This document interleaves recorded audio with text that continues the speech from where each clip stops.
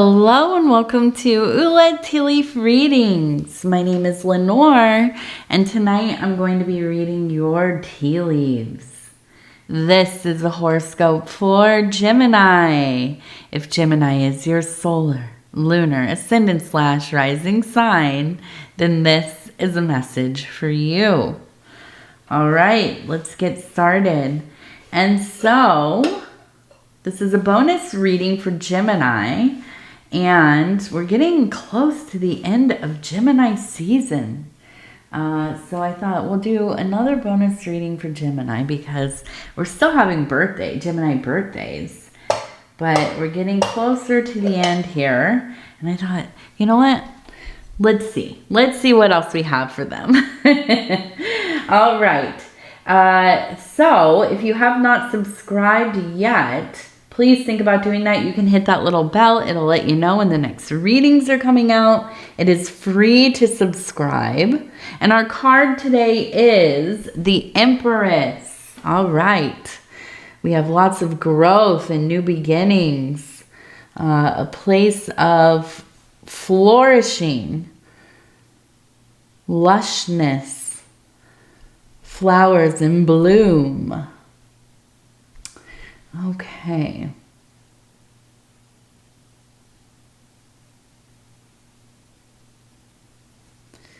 So I feel like right off the bat, we're looking at something where there has been a troubled relationship. And I feel that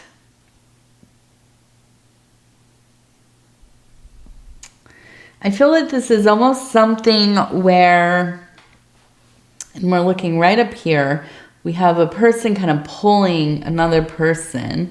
Now, we have a larger person over here who also has a heart. Let me get my stick so I don't keep doing that, making it blurry. We have a heart. We have a person. It's also the kind of on the back of like carrying the heart on their back. Hand out. You can see the head's kind of right here. Hand out, kind of holding on to this person. So I feel that there has been a relationship that has been troubled. Okay, difficult, kind of volatile maybe at times, back and forth, bickering, just kind of can never seem to get on the same page for too long. Okay, now I feel like this is a part of self, not somebody coming in to save you, right? But this is you coming in with that kind of higher mind, that daemon, right? Not to be confused with demon. Daemon is higher thinking, that guardian angel, your consciousness, the thing that kind of, helps lead you to the divine, right? It's not the thing that's always stuck in the mundane. This is the overseer, if you will. And so I feel that there's this sense of, knowing better. This isn't going to work out for me. This has not worked out for me. We're in a cycle of breaking up, getting back together, having great moments in our relationship, and then it just like all of a sudden seems like something changes, it shifts, and it can get really profoundly difficult.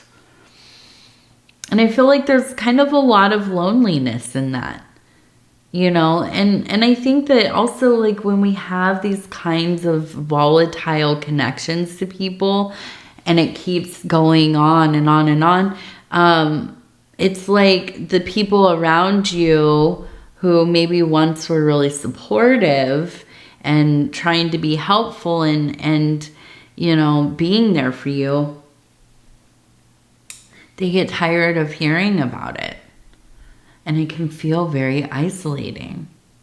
And sometimes I think it almost gets to a point where people that are in a situation like this, you don't even want to say, yeah, so-and-so, or, you know, my partner, my best friend, my parent, my child, whoever it is that you're having conflict with, is doing this again or whatever. And these people who are kind of third party witnesses, or who you are confiding in, it's kind of like, oh, well, yeah, you already know, right?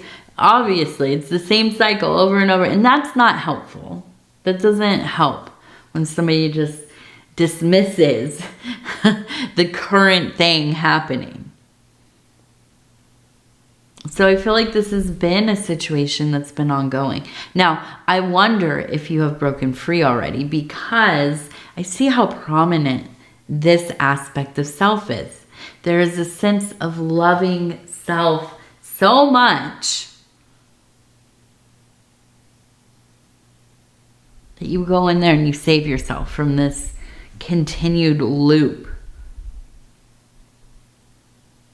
Now, this might be ancient history. Maybe this is like your first love and it went on, you know, for years or whatever, you know, and then you broke up and you went on with your life, and sometimes you think back on this. Or maybe this is current. Maybe this is your spouse right now. Maybe you've been together for 20 years, maybe just a couple months. It doesn't matter. When you get into these situations with people, it can be so consuming. And I feel like there just is this aspect of your being that says no more. This is such a waste of energy, such a waste of our time, right? All the time piddled away trying to figure things out with somebody who is determined to misunderstand you.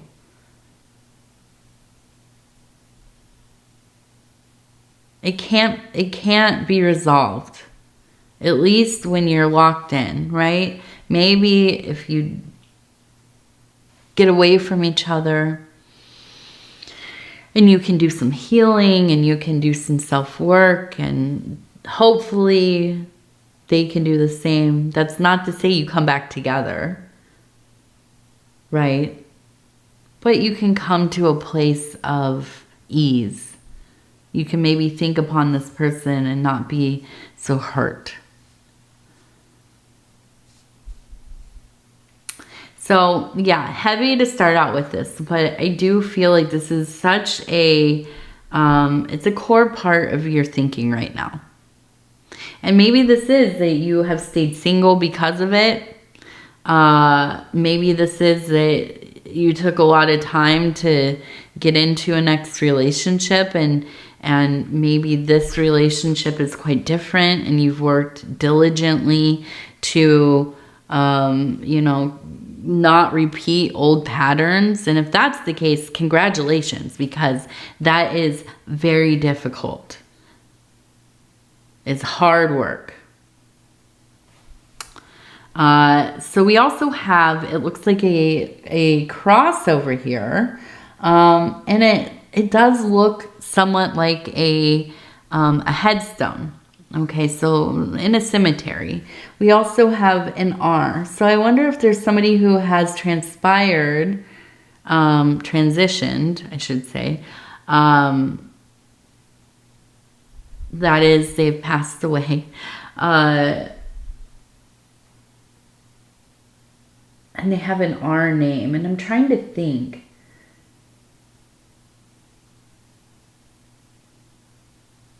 There's something about like red flowers. You can see just holding like carnations, maybe red carnations. I feel like the color red, very important to them for some reason.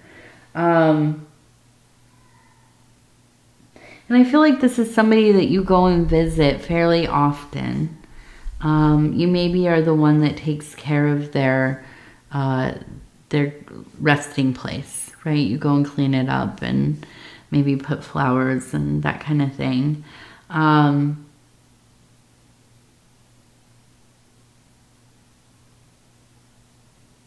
And I want to look more. I want to see maybe what this has to do with, if they have something for you.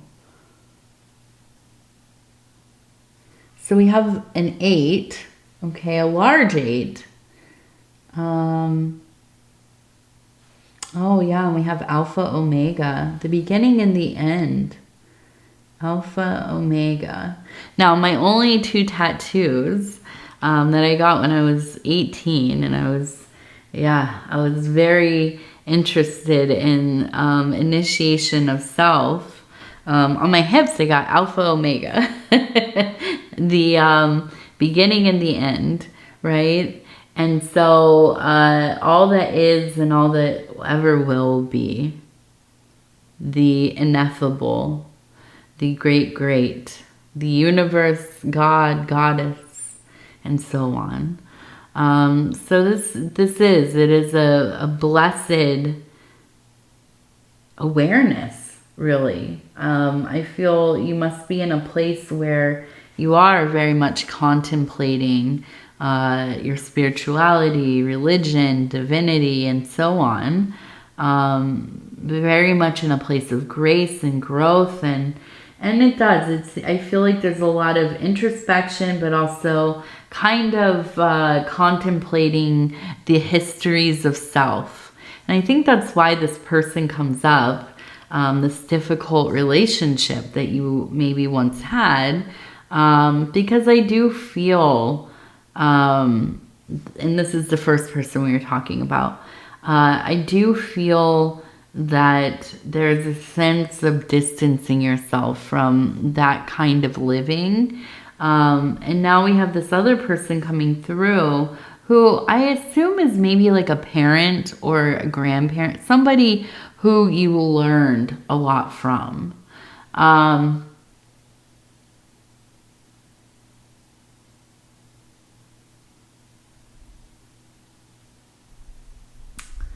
And I feel like it's almost kind of like and I just keep seeing that red flower. What is that flower? Almost, I keep thinking like a dance or something like this. Like maybe they were in a social club. Now here they have, and I had never heard of this growing up, really. I mean, I had heard of like the Freemasons and stuff, but here in the middle of the country, they have all kinds of clubs that you can join, like the Eagles, or they have the Odd Fellows. I know there's one of those in town, and I don't know. There's the Elks, the Moose Lodge. These kinds of I don't know that they're secret societies so much as social clubs. I've been to the Eagles to play bingo. I'm not good at bingo, but my acquired mom used to run it. So I went like once or twice. And I was so bad at keeping up with it that the lovely ladies that were sitting around me were doing my cards for me. Because I was like, I don't know what's going on. This is too quick. It goes so fast. But I almost kind of feel like it's like a dance at a place like this. Like if you could think of like a dance in like 1967 or something at a VFW hall, and wearing like a red carnation on the lapel, or button to the, or pin to the shirt. That's what that's the energy. I don't know. It feels like a whole atmosphere. And so, yes, and I feel like they're coming through, and they just keep showing me this for some reason. And I feel like there's a sense of love. Like this is where it begins. This is the beginning of this part of my life, or the most important part of my life. And I feel like, in a way, it's kind of like this person coming through, this like grandfather figure or somebody coming through and saying to you, you might feel too old to fall in love again. You might feel too old to begin your next part of your life.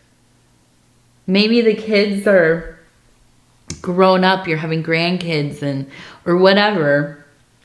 And there's this sense of, I've already done all the important stuff. And now it's just kind of, I'm just going through the motions. And maybe my relationships are over, or this, you know, my marriage is over, or whatever. I'll never meet anybody again. But I don't think that's true. You know, and I feel like this person coming through is reminding you, you got that warm blood pulsing through your veins, right? You're alive. You're here right now, breathing. There's so many opportunities, even in this day, right now. There's so many ways you can go. So many choices that you can make that will alter the path of your life.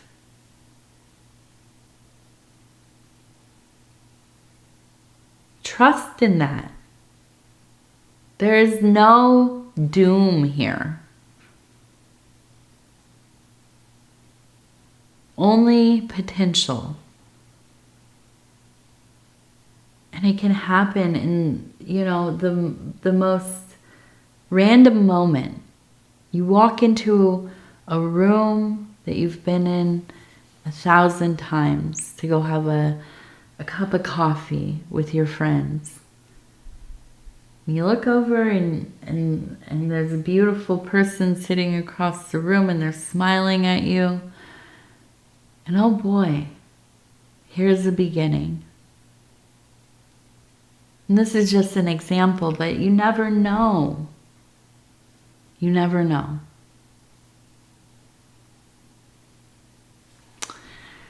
Feel like your grandfather, father, mother, grandmother, whoever this is, a little bit of a romantic.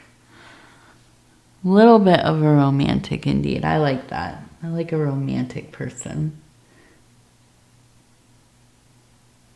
Okay, so we have the giraffe and we have a rabbit. We also have, it looks like a goat. So the giraffe is one who can reach far above, right? You are somebody who often takes the high ground. You do. You treat people well.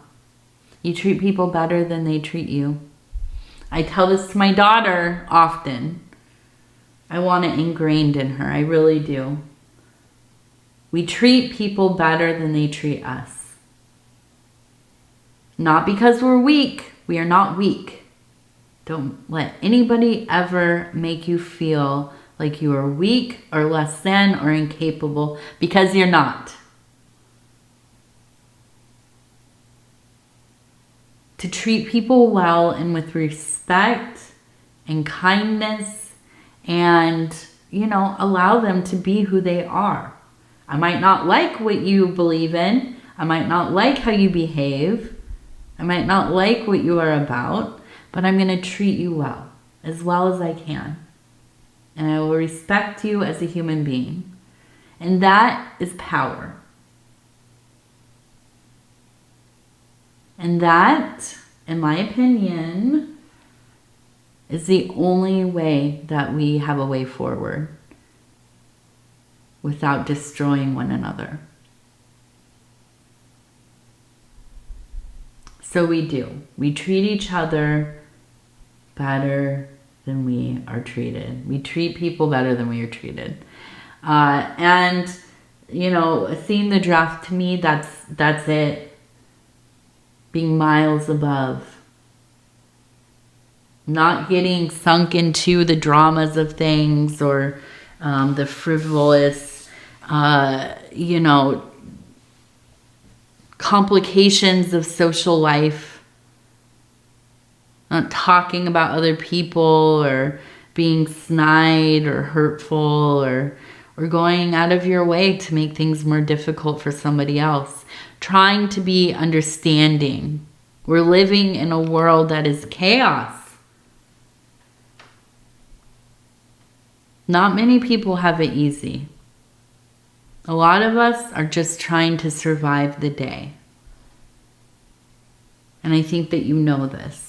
And you treat people well. As well as you can. And I think this is a beautiful image. Now we have the rabbit. So we have a fertility of creativity. Creative fertility. Fertility that is creative. A time of making, of conceiving of ideas and manifesting them into reality. I imagine that you are an artist, the creative of some kind, and this is your time. The energy is blooming, right? We know the Empress is often pictured surrounded by animals and flowers that are coming into their prime. The mysteries being revealed. This is the Empress, the woman, the feminine consciousness, the divine feminine consciousness at its peak. The flower, the rosebud opened, revealing its secrets. And so it is, and so you are. Growth and self-evolution, the ability to move through your life with intention. Now the goat, resilience, absolutely resilient. Finding a way where there seems like there is none. When you run into problems, you're good at figuring out the dang old thing, right? You think of a goat going up the side of a hill, a mountain, looking for footing. Even where it looks like there is none, they find it. They traverse the most difficult situations. And so you are. You are adaptable. You are agile. You are just absolutely motivated and full of those creative fires. A heart aflame.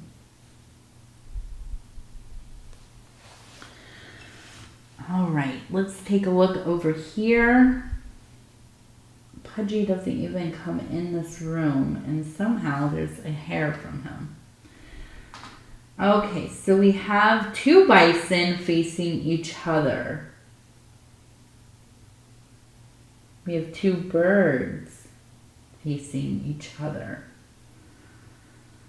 Two powerful and dominant beings coming into a place of understanding and communication, not vying for the lead, but sharing it. Finding balance. Finding a way to work together for the greater good of whatever it is. The household, work, career, a beloved relationship, family. Strong personalities around you. You yourself, a strong personality. But coming into a place where, yeah, you can work together. You can make this happen. Being mindful about it. Slow moving. The bison, relatively slow moving most of the time. Conserving energy. And when it's time to run, it's time to run, right?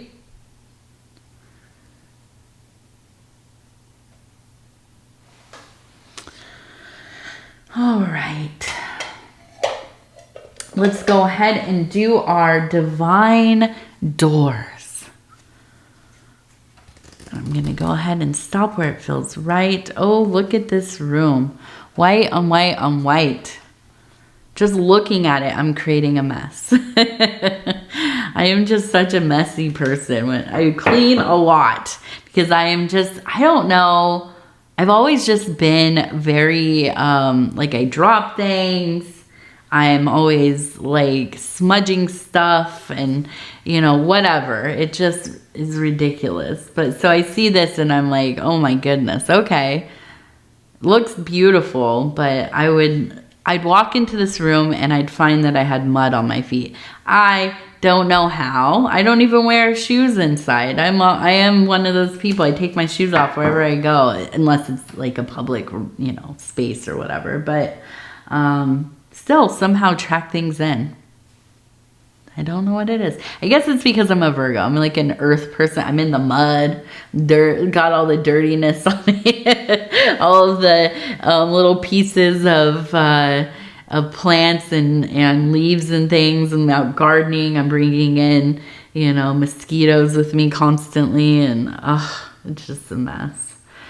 Let's see. It says a moment's joy. Sand through the hourglass, yet time could stand still. A moment lasts forever in the bliss of the heart's will. A moment lasts forever in the bliss of the heart's will. Yeah, so this is, I love the idea of living in the impressions of our memories, going into these places where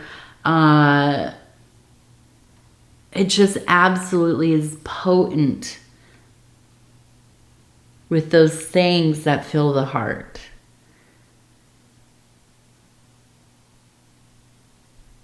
Some of us are more sentimental than others, but it's not really about sentimentality. It's thinking of life as a series of rooms and corridors, the interior mansion. And when you enter some of these rooms, they're highly developed, right? These are some of our core memories, good or bad, right? But you can feel them. You are immersed in every aspect of these places. And so as an exercise, it is not so much to dwell on the past, but to find moments that they don't have to be huge things, like the day you got married or the moment, you know, you held your child for the first time. Although these are wonderful places to go and feel. You know, sometimes it's just finding these little moments where it just feels so thick with impression. I think of one, the first thing that comes to mind for me is when my daughter was maybe about 2 months old, and everybody was in isolation, but you could still, you know, we could go out, right, to the park and stuff. So I took her to the park, and it was a park next to a lake, and it was kind of cool. It was high summer, kind of cool, and there was a beautiful tree there, a shade tree, and I sat there. I had this muslin, what are those called? Like the blankets, the swaddle blanket kind of thing. And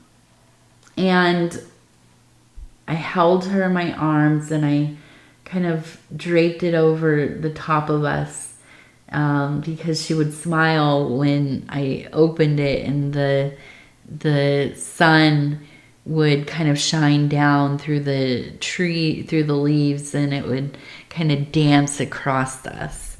And then I'd put it back over, and then she'd kind of move and smile and look at me, and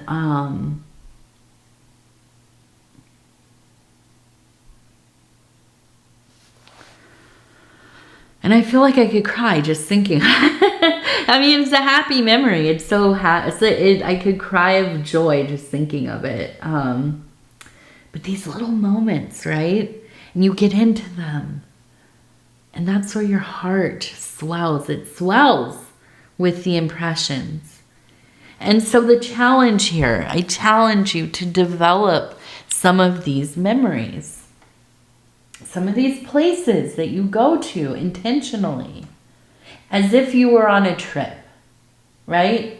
Going to these little, otherwise, you know, just completely, I guess they're unremarkable moments, but they're full of impression. Our childhood seems to hold a lot of these because we have wonder. You know, if you are somebody who remembers much of your childhood, I know I don't. I have a lot of lost stuff because of trauma. My husband does not remember most of his childhood either because of trauma.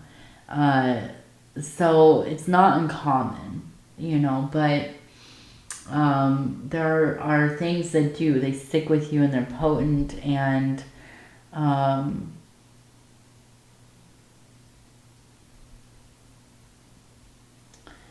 but even as adults, we have the opportunity to create these moments.